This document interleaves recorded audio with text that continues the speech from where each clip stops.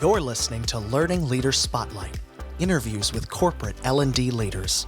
On each episode, we sit down with key industry experts to discover more about what's happening in the world of learning and development, from current trends and insights to the most valuable lessons learned along the way. Join us for a fresh perspective on all things training and the best direction forward. Welcome to Learning Leader Spotlight, where we interview the learning leaders of today to help the learning leaders of tomorrow. I'm Shanier Lershon, your guest host, and I'm a relationship manager with Training Pros, the sponsor of this podcast. Training Pros is a learning and development contract staffing company. We like to say, when you have more projects than people, let us help find the best consultant to start your project with confidence. I have a very special guest joining me today. She's a true thought leader and just a joy to know.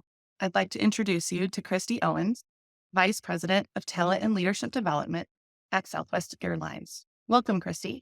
Well, thank you so much for having me, Shanier. It's wonderful to be here. Thank you. Yeah, we're so happy that you're here today. Thank you.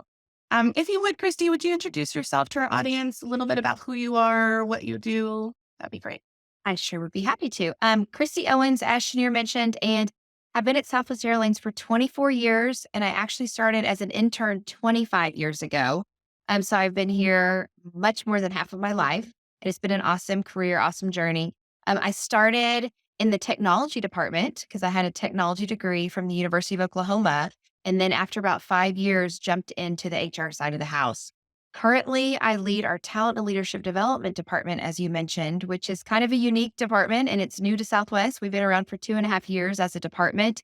All of the teams existed at Southwest, but they weren't centralized under one organization. And so we have our leadership and employee development side of the house. We have our talent management. So all of our performance appraisals, we have competencies, skills there. And then we have our organizational effectiveness team, which is our org design and our workforce planning and analytics teams. So all of those teams kind of function and feed each other, from the assessment of our talent to the optimization of our talent to the development of our talent. Awesome. Well, thank you so much for sharing, something you said about starting your career in IT. So tell me, how did you find your way to learning and development? What attracted you to it?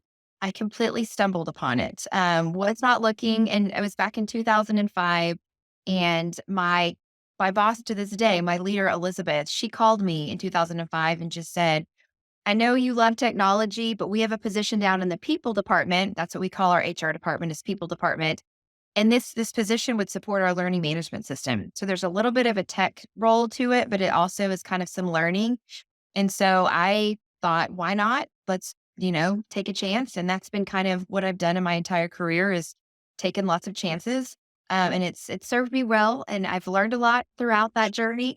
But I moved over in '05 to support our learning management system. And then I started teaching classes. So I taught our new hire classes. I taught leadership classes. I taught aspiring leadership classes, and have just done a variety of things in the learning space since 2005. Awesome. Yeah, I think it's always interesting to learn how people come into this space. And I hear a lot of times, kind of just fell into it. It just happened and I had an opportunity. So that's great. And I had a similar one as well. And once you're in the space, you either love it and you're all in, or maybe you do get out. But for the most part, people stay. Never know what you don't through all of these kind of steps, for sure. Absolutely. Absolutely. Well, one of the things I was curious about is some of the changes that you've seen in the learning and development space in the last few years, if you will. Thinking through, there's been a lot of change, clearly. So definitely since COVID. I think COVID kind of threw us into all these new modalities. We did a lot instructor-led. I mean, that was just kind of our bread and butter, was bringing people in.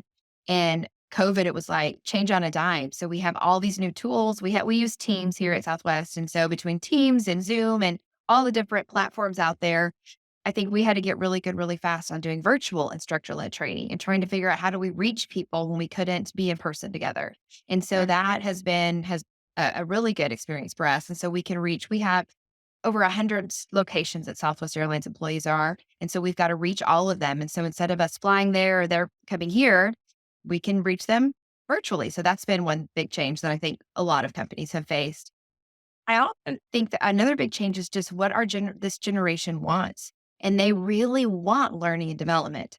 And so we're having to really beef up and be there and meet them where they are to say, everyone wants more money. I mean, I'm not, no one would say if you got a chance to say, hey, you have more money, sure. But that's not really what incentivizes them as much. It's the growth and development. And so I'm having people in my office constantly, they're like, how do I become a leader? And then when they're a leader, how do I get to the next step? And then even at the next step, 3 weeks in, I'm ready to look at how do I go to the next step? And it's like, I was more like patient in each of my times. It was like, what am I learning in this moment? But they're ready and eager to move on. And so how do we quickly skill them up and quickly give them what they need so they don't leave and have to leave the company to go somewhere else. We can continue to grow those pipelines internally. And so it's just that eagerness of growth and development that this generation, I think, is asking us for. We have to deliver on. Yeah, no, I agree with you. I think that I've seen a trend also around not just the financial investment that the company is making in them, but the personal and professional development investment that they're making. And I hear that time again from that generation specifically. So, For sure. so now that we've talked about where we've been a little bit, where are we headed, Kristi? Where do you see L&D headed in the next 5 to 10 years? It's funny. I have a book on my shelf and it's called The 2020 Workplace. And it was from 2010 and like what 2020 would look like. And there's some things in there that still haven't come to fruition. And so I always kind of wonder, like, what is 2030 going to look like for us, right, in the learning space? And so I think skills is kind of a buzzword right now. We're definitely looking at skills and how do we create a true talent marketplace? And so that's our ultimate end goal. We know it's a 3-ish year journey. We're phase 0 of this 3-year journey, just trying to say, what skills do we want to assess? Where are we going to create this skills bank and get the skills from? How do we assess the talent? How do we assess the job need? And then how do we identify the gaps to close those gaps from a development perspective? And then ultimately have a talent marketplace out there to say, here's a need we have as a company for this role. Who internally has these skill sets? And how can you come over and fill that role internally without having to go externally? And so that's ultimate goal. So I definitely think skills is somewhere that we're going as a leadership organization, as a learning organization. And then the use of AI would be the other thing that I think is the other big buzzword right now is how can AI help us in so many of our places of work, but specifically in learning and I think content development. I spent a lot of time in our university here, which does more of our technical training for 10 or so years. And we did development. And I remember how long it takes developers to create a graphic, to create the perfect graphic. And so how can AI help them create those graphics quicker so they can get to the content? And I just think that that's going to open up a whole new world where we can actually create more content faster and meet our customers' needs quicker instead of having to, say, we can't get to that until, 3 or 4 more months from now because we're working on this one project. How can we speed up our time to meet our customers' needs quicker with AI? Yeah, no, I think that for me personally, I was really nervous about it. I'm a little like, okay, where are we going with this? But I have used it. I found that it helps with efficiencies, right? And then it allows you to spend the time making the program more robust than having to, like you said, spend hours and hours on one graphic as an example. So Yeah. great point. If I could go back to skills a little bit, I'm curious. What skills do you think that a new leader, or even just a leader in general, really needs in order to thrive and be successful as a leader? I've thought about this a lot recently because we're kind of looking at our initial leadership development. Anytime a new leader comes into their position at Southwest, we put them through an initial leadership development program, and we're looking at what are we doing today to prepare our leaders, and what do we need to continue kind of evolving and what their needs are.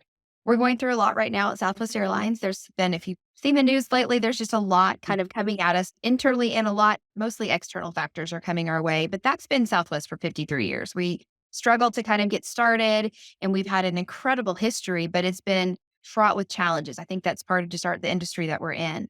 And so I think resiliency for our leaders through those changes and challenges to kind of say, you have to be resilient because you have to lead your team through it. And so that resiliency that every leader needs to have, whether you're going through a crisis or not, I think that just the ability to have change agility And so you have to get through the change curve quickly and be resilient to the changes and the challenges because the team that you're leading is looking to you to guide them. And so you've got to be that North Star. And while it's affecting you as well, you have to think of all the people that it's affecting behind you. It's kind of like being a parent. Like I have to kind of put on my happy face with my kids, even though it's a struggle sometimes. But it's because they're looking to me as a role model and an example. And so I think a leader is kind of in the same way. So I think resiliency, change agility, I think would be two things. And then just, we talk about love, LUV here at Southwest a lot. But I think loving your people and caring for your people from a mental stability and a mental well-being, I just think being there for them is something that we expect of all of our leaders to have that, create that psychological safety for your folks to come into your office and share what's going on with them. I think we talk about mental well-being and mental health so much more now than we did, say, 10, 20 years ago. And I leaders have to be ready for that and ready for those people to expect that their leader's going to be there for them. And so I just think having that care and thought for their people is going to be super important continuing.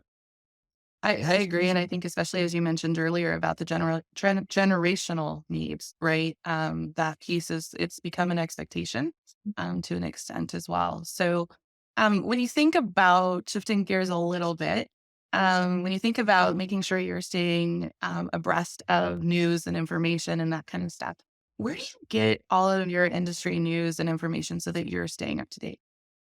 My team would laugh if they were listening in on this right now, and hopefully they hear this later and they hear me give them credit because I get the majority, no, I wouldn't say all, but the majority of my news and industry information from my team.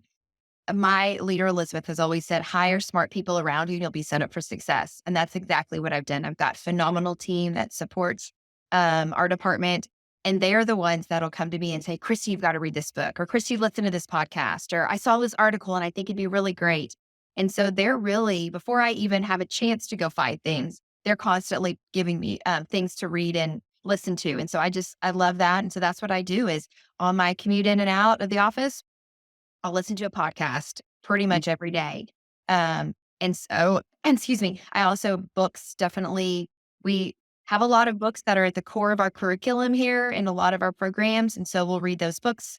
And then just constantly, I got a great email from Training Pros yesterday that talked about some AI was actually the topic in there yesterday. And so just reading through all of those that are coming through and making sure I carve out time to stay up to date is part of what I do. Yeah, absolutely. You mentioned books, so I'm going to dig into that a little bit. What book would you recommend to anyone wanting to move into L&D leadership specifically? I am a huge Patrick Lencioni fan. He's a great friend of Southwest Airlines, and I've known him for 20 years in all of the learning space I've been in. And any of his books, I would say any Patrick Lencioni book, from 5 Dysfunctions of a Team to The Ideal Team Player, it's a great one. And The Advantage is fantastic. But I would say the one, if you're a leader in your company, I think The Motive is one that every leader needs to read because it talks about your motive for leadership and you're either responsibility based, or hang on, I'm going to read this to you guys, a responsibility focused leader or a reward focused leader. And so it talks about that there's people get into leadership sometimes for the wrong reason. Sometimes they want it because they want to be rewarded versus the responsibility of what it takes to be a leader. And we just talked about, you've got to be agile. You've got to be caring for your people. You've got to have change agility, and you've got to think about the well-being. Those are all responsibilities as a leader that you take on. It's not about the reward and the title and the pay that you get. And so you've got to have the right motive going into leadership, I think, to be a successful leader. And this book really breaks it down for you and talks about kind of that motive behind leadership. Yeah, no, that's a great point. And I think all too often we think that we want to be a leader for a certain reason. And then when we uncover what the real reason is, we can actually be more successful at it, right? I love it. Yes. And with Pat's books as well, what I love about it is it's a fable for 3/4 of the book. So it's telling you a story. So you're getting invested in these characters and you're seeing it come to life. And then the last quarter of the book is just the model or the application of it. And so I think a lot of business books, it's typically 100% is an application or a model. And sometimes I'm processing all the research and the data and the understanding of it. But I love how he lays it out kind of in a true story that makes it just clicks with me. And so for those of you that maybe you prefer story-based versus kind of just straight up data, It brings the data in, absolutely, but that's kind of the second half of it when you've already kind of processed through this story, and then you get to really live out the model at the end. Yeah, you get invested, right, in the story, and then you get to pull it back in and make it relevant with the data. So awesome. Well, Kristi, it has been a true pleasure having you on the show today. Thank you. It has been great to be here. Yeah, no, and I want to express our sincere thank you. And as a gift to you for being on our show, Training Pros is going to plant 5 trees in your name. Wow, that's awesome. Yeah, so we as a company, our charity is World Reforestation. We plant over 3,500 trees to date around the world. And so as a thank you, we'll plant 5 in your name. And it's just our way of letting you know how much we appreciate you joining us on the Learning Leader Spotlight podcast. I'm honored to be here. Thank you. Thanks for joining us for the latest episode of Learning Leader Spotlight, interviews with corporate L&D leaders. You'll find links in the show notes to any resources mentioned on today's show. If you're enjoying our podcast, please subscribe so you never miss an episode and leave us a 5-star review.